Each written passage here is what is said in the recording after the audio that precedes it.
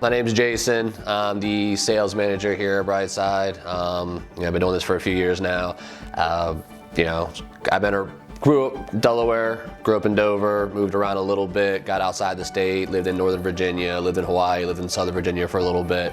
Through all those places, I've always played music. Music's a big part of my background.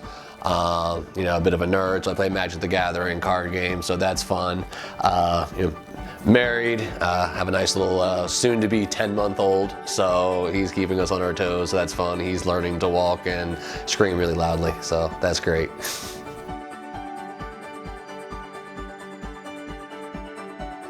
So, like I said, I am, generally they refer to me as a sales manager. I don't know exactly what I do managerial-wise, but I'm one of the salespeople.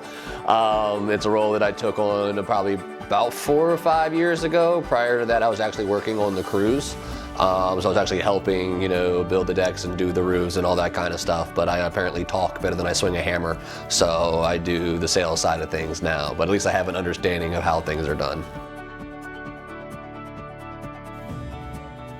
I'm the person everybody calls when they have questions. I try to step into place when there's issues with the regular salesmen and the customers, or I generally am handling a lot of the tech when it comes to what we're doing, so our CRMs and our rendering programs and that kind of stuff. I generally seem to be the one that when people are having issues or getting stuck, I'm the one that calls and yells at those people to make sure that the things are operating properly on the other side.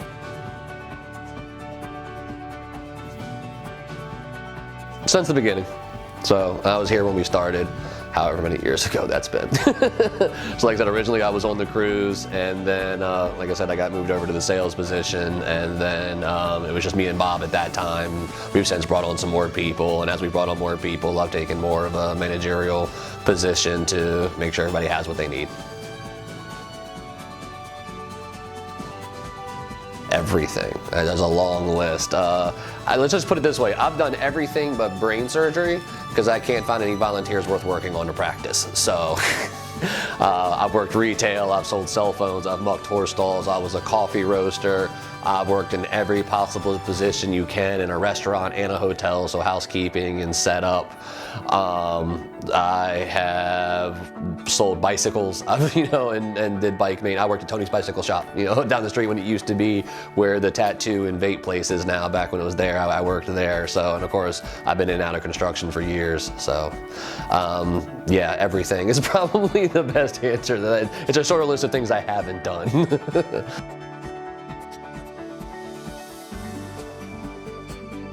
I think the biggest thing, and one of the things I push hardest in this company, is just the integrity principle. So, there's a large cloud hanging over the salesperson position. I think most people, when they think about a salesman, they think of the old 80s and 90s movies where these real sleazebag people, and I am not that person, and that's something I try to instill in all of our guys here. My wife actually gets mad at me because I talk people out of metal roofs because it costs way more money and you're not getting any better protection. And the thought process is the higher the price tag, the more money I make.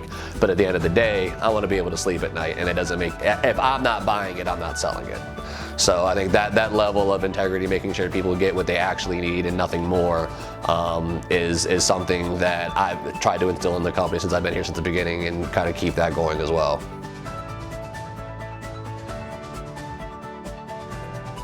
Just, there's all types of different people out there, and it's fun to, what I've learned is to roll with the punches. You get on these roofs where builders, I'm not real sure what they were thinking when they did certain things, and being able to be, through the years you learn how to be creative with your problem solving. You see these things where things were built wrong and we have to go in and correct it, and over the years you learn to identify those early and enjoy the challenge that can bring sometimes. So that's been the most learning thing there, is looking at things going, why? Okay, fine, we'll figure this out, we'll get it taken care of. So it is fixable, but Lord.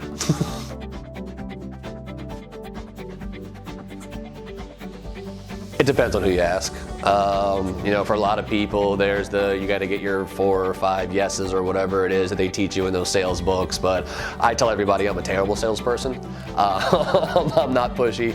You know, in this industry, they teach you if you don't close it on the first call when you first walk in the door, you're never going to close it.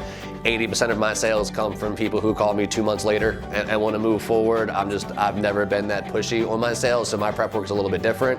I think I get it from waiting tables for years. I just joke with the customers when I walk in and just build up a good rapport with them and make sure that they understand that I do have their best interest in mind when I'm trying to sell them something. And it's more important that I get the problem fixed than make money off the job. So I think that's what makes me one of the rare occurrences where a lot of my stuff is second and third call closes instead of 1 call closes. Whenever I do a 1 call close, it messes me up. I mess things up in our system. Guys back in production yell at me because I forgot to do something, because if somebody says yes on the first day, I don't know how to act. I don't know what to do. So I forget to click buttons and put things in that I'm supposed to do. But so my prep work is a lot different than what you're going to find with a majority of the other people out there. So it's just go in and talk to people and just try to help them understand. But obviously you got your basics of getting on the roof, going in the attic, finding out what exactly their issues are, and then coming up with a way to resolve it properly.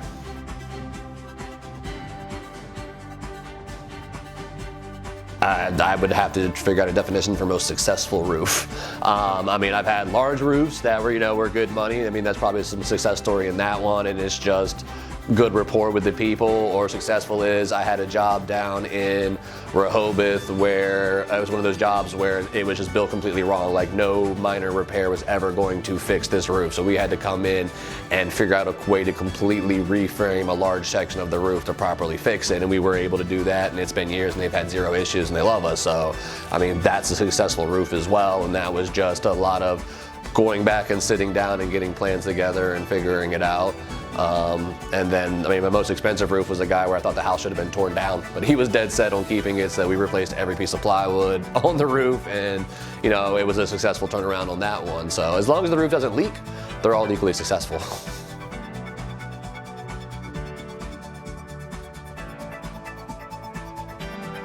To stick to the prices that we give them.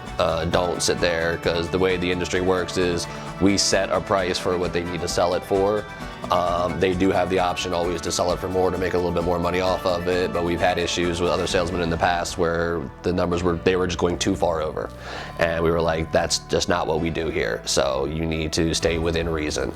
And then other than that is just, you know, it's a teaching service. I tell everybody I'm a terrible salesman, so don't ask me for tips on how to sell, because I'm not good at it. What I do is completely accidental, I think, so I'm not real sure. But, you know, my main process in here is to teach them what we do and make sure they understand the process, so when they're explaining it to a customer or homeowner, they're explaining it correctly.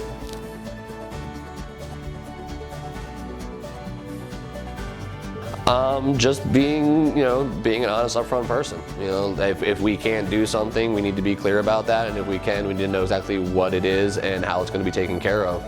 We try to make sure that our salespeople have, I don't want to say just as much knowledge as the production side, because there's always going to be more on that, because they're dealing with it hands-on more, and hands-on is always going to teach you more.